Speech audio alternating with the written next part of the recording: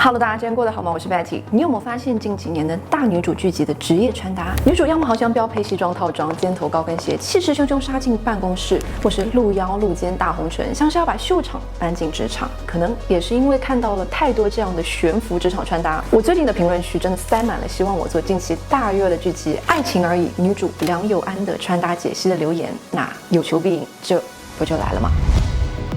我今年32岁。生活上独立自主，工作上独当一面，我对我自己有非常清晰的认知。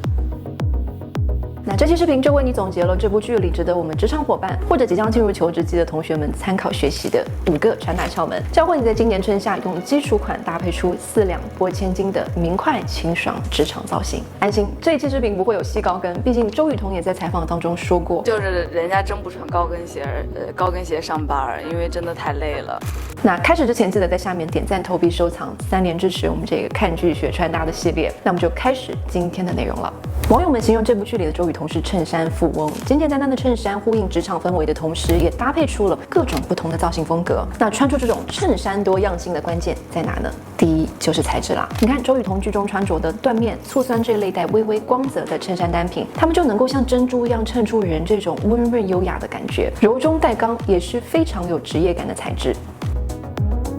那如果看视频的你不喜欢光泽感，那我们可以试试看桑蚕丝或者更加实惠的高质感雪纺面料，这一类材质本身的哑光面料质感上身就会给我们多一分的利落和干练感。不过这几个材质都具备同样的柔软特性，所以它们本身就是比较女性化的材质。选择配色的时候，尽可能选择低饱和或是白色杏色调，就更加能够传达出这种专属于女性的柔和职场力量了。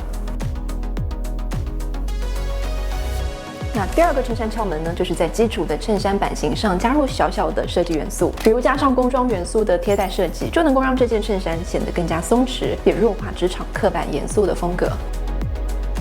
如果你是刚出校园的伙伴呢，也可以参考融入近几年大热的这种 Ralph Lauren 风格的衬衫。周雨彤在剧里面应该穿的是他们的女款，你看到她的造型就会微微有一点点收腰。如果想要更加松弛的感觉不妨去买大一个尺码，或者直接去霸占男朋友的衣柜，也是非常不错的选择了。第3个衬衫窍门呢，就是适当的加入色彩。如果你是白皮的女孩，就可以大胆去学这部剧里面周雨彤穿的这2套粉色和紫色调的衬衫，它们能够在你身上发挥出明媚又让人印象深刻的奇妙魅力。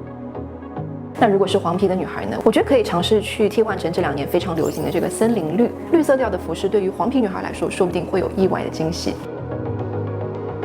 不过这个窍门只适合推荐给职场着装环境不是很严苛的女孩们来做参考。如果说你进到职场发现身边的同事都穿着黑白灰蓝，那我们还是安安心心穿基础和大地色系就好。刚才讲了3个点啦，其实才只是我们的第1个点而已。那聊到职场衬衫，还想在这里问问你，你的衣柜里面有没有这样一件条纹衬衫呢？竖条纹这个元素虽然说在视觉上面有纵向拉伸的作用，看似是非常百搭，但是其实它还蛮难挑的，一不小心还会显老显壮。去看这部剧集当中，条纹其实出现的频次非常高。周雨彤在剧中穿着的最多的呢是这种竖的窄条纹，这一类的条纹你站远看的时候，它是不是更加会让你觉得像一个大面积的彩色色块？对，就是因为这个条纹它间距均匀，所以说这一类的条纹不容易让人看出太明显的分割，那上身之后也会更加显瘦。但是反过来，你去看这一类粗但是又密集的竖条纹，是不是它看起来存在感会更强？分割感也更强呢？那和刚才的窄条纹来相比，左和右，你觉得哪个会更加显瘦呢？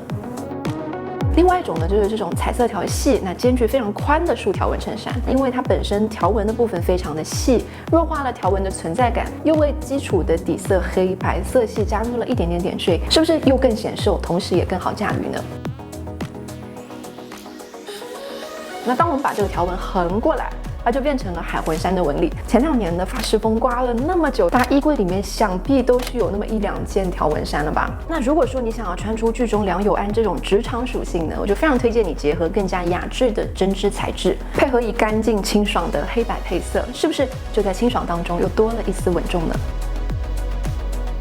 不过说实话，最近杭州外面的天气已经上30度了，衬衫真的已经不大能够穿得住。那接下来这个窍门就是跟你分享夏季职场最适合穿着的单品，也就是翻领针织。周雨彤在这部剧当中就有非常多这样的翻领针织造型。拆解给你听的话，你看翻领加入干练的精神气，清爽的针织又让人感到舒适柔和，算是一种能够平衡职场和休闲风格的单品。那它在穿着的过程中，你会发现一点点小小的领口撞色，或是微微的 V 领，都可以让这个单品显得更加的清爽也有活力。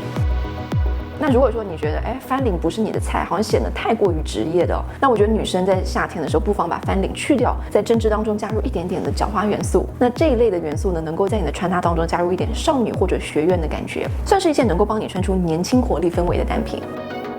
那另一件在职场当中必备的单品就是开头有讲到的西装。周雨彤在这部剧集当中的西装不严肃不过分正式，反而会让人觉得看着很轻松。你看这一身如果把他的裤子换成跟西装一样的色系，是不是整个人看起来就会严肃正式，更加有气场的感觉？但是把裤子换成白色或浅色系，你会发现这个色彩的注入会让这一系列的西装更加轻松，更加明快。那如果想要穿得更加休闲日常一点也可以在造型当中加入自带休闲感的印花 T 恤，加上休闲感的配饰，棒球帽啦、鸭舌帽。那西装这个单品呢，就会被这些元素轻松的弱化，融入到你的日常穿搭当中。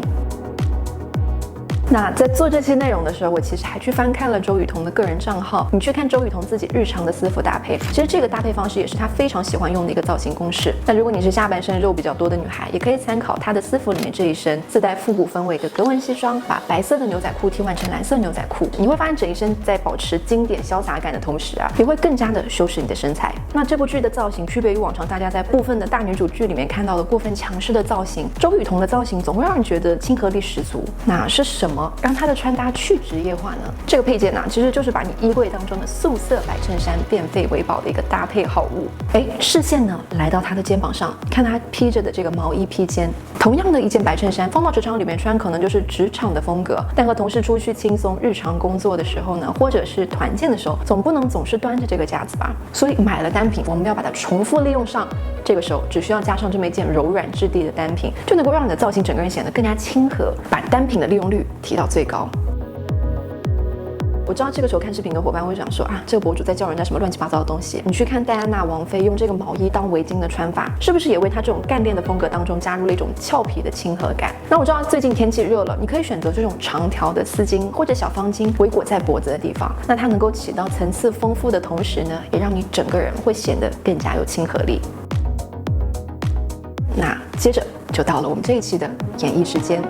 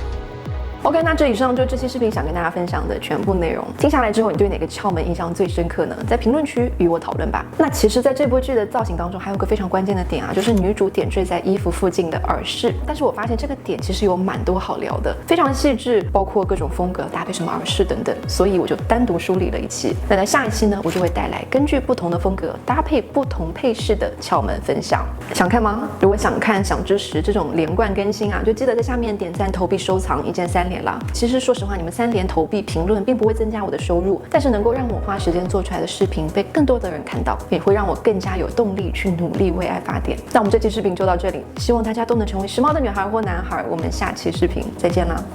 拜拜。